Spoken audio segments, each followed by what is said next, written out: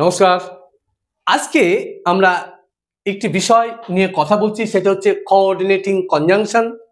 এই coordinating conjunction আজকে হচ্ছে অর এবং নর।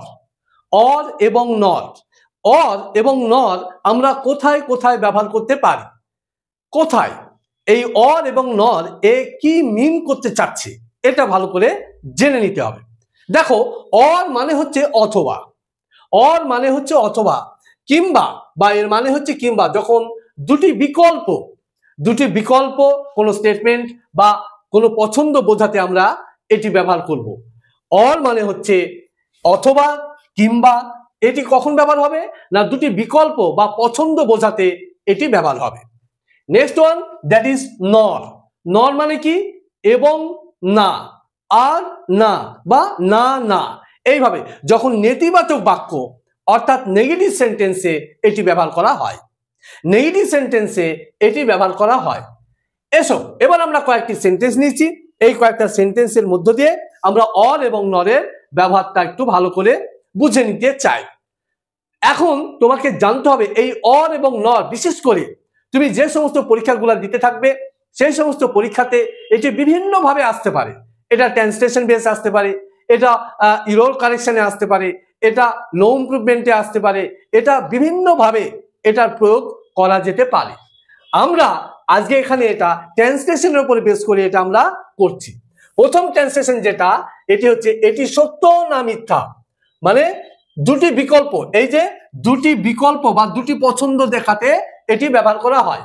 এটি সত্য না মিথ্যা, তাহলে আমরা কি বলবো? ইজ ইট, প্রশ্ন আছে, is it true or false?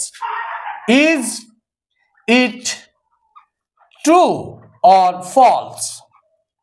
Okay, now next হচ্ছে দেখো, বিমল, শ্যামল অথবা বীরেন এখনো সাবালক হয় নাই, মানে তিনজনেরই কেউ এখনো আমরা বলতে পারি নট 18, এখনো 18 বছর হয় নাই।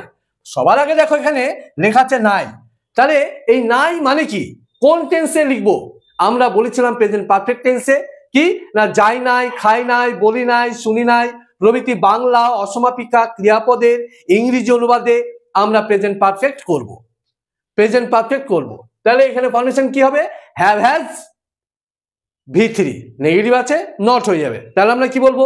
বিমল, BIML বিমল, কমা, তারপরে কি আছে? শ্যামল, শ্যামল অথবা বীরেন, তাহলে শ্যামল, শ্যামল অর বীরেন, বীরেন। তাহলে এখানে অরের পর যে থাকবে সে ভাব গঠন করবে, অরের ক্লোজেস্ট যে নমিনেটিভ থাকবে সে ভাব গঠন করবে। Has not yet, yet come, COME, come of age, come of age মানে হচ্ছে সাবালক হওয়া, এটা ফ্রেজ আছে, come of age. Next one, তিনি কিংবা তাহার বন্ধুগণ কেউ আমাকে সাহায্য করেন নাই, তিনি কিংবা তাহার বন্ধুগণ কেউ আমাকে সাহায্য করেনি, তাহলে দুটোই না। তাহলে তিনি কিংবা তাহার বন্ধুগণ কেউ আমাকে সাহায্য করেনি, তাহলে আমরা কি বলবো? নাইদার হি, নাইদার হি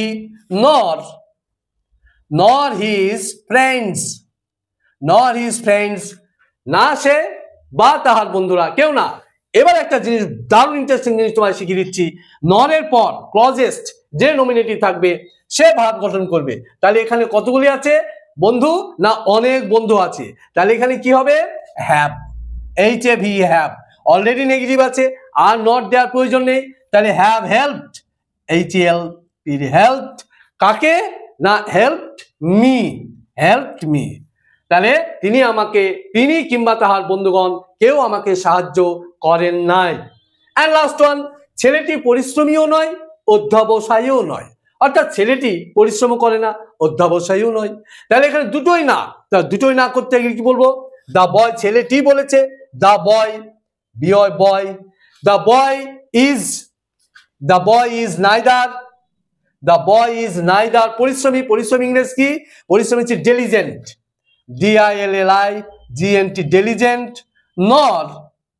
নর অধ্যবসায়ী, অধ্যবসায়ী ইংলিশ কি? পারসার্ভিং। তাহলে এইভাবে দেখো অর এবং নরের ডিফারেন্সটা আমরা বুঝতে পারলাম। বিশেষ করে যে সমস্ত স্টুডেন্ট যারা পিএসসি ক্লার্কশিপ পরীক্ষা দেবে বা ডব্লিউবিসিএস পরীক্ষা দেবে বা মিসেলেনিয়াস পরীক্ষা দেবে, এই সমস্ত ট্রান্সলেশন কিন্তু তাদেরকে করতে হবে। এবং নট অনলি ট্রান্সলেশন, যখন কোনো এসে লিখবে, লেটার লিখবে, প্যারাগ্রাফ লিখবে, সেই সমস্ত জিনিস এগুলো ইউজ করতে হবে এবং এর সাবজেক্ট ভার্ব এগ্রিমেন্টটা ভালো করে ফলো করতে হবে। তাহলেই তারা বুঝতে পারবে যে এটি ঠিক হচ্ছে না ভুল হচ্ছে। এইভাবে লিখলে তোমার লেখার মান ডেভেলপ হয়ে যাবে এবং তুমি ভালো নাম্বার পেতে তুমি নাম্বার পাবে। এবং ভিডিওটি লাইক করবে, শেয়ার করবে এবং সাবস্ক্রাইব করে দেবে, আর বেল আইকনটি প্রেস করে দেবে, যাতে করে তুমি বিশেষ বিশেষ এই সমস্ত ট্রিক্স ভবিষ্যতে পেতে পারো।